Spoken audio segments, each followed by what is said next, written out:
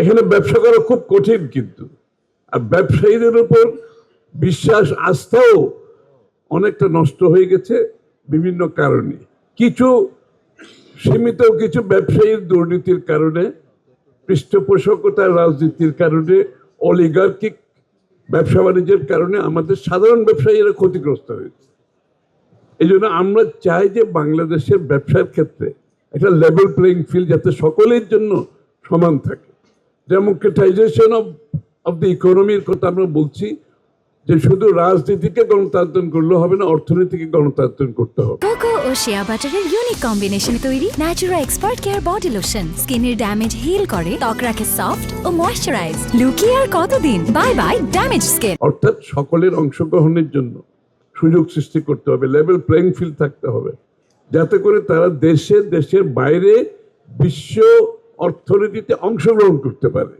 এই জন্য is of doing business, cost of doing business, এগুলোকে আমাদের অ্যাড্রেস করতে হবে একটা একটা করে।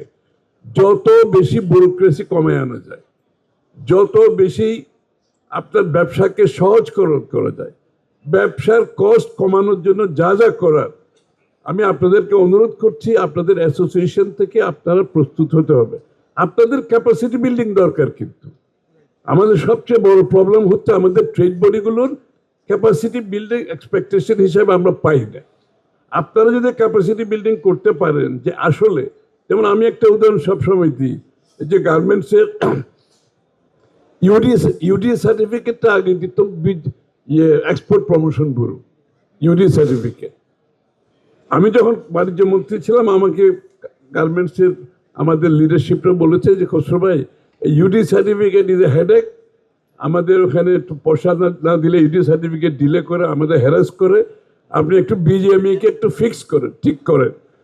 আমি ভাবলাম বিজিএমইকে ফিক্স না করে আমি যদি এটা বিজিএমই থেকে বের করে বিজিএমইকে দিয়ে দেই, তারা যদি সেলফ রেগুলেট করে, এটা অনেক আমার জন্য সহজ সিদ্ধান্ত, কারণ আমার অতটুকু আস্থা আছে ওদের উপর। এবং সেটাই করা হয়েছিল, এখনো চলছে।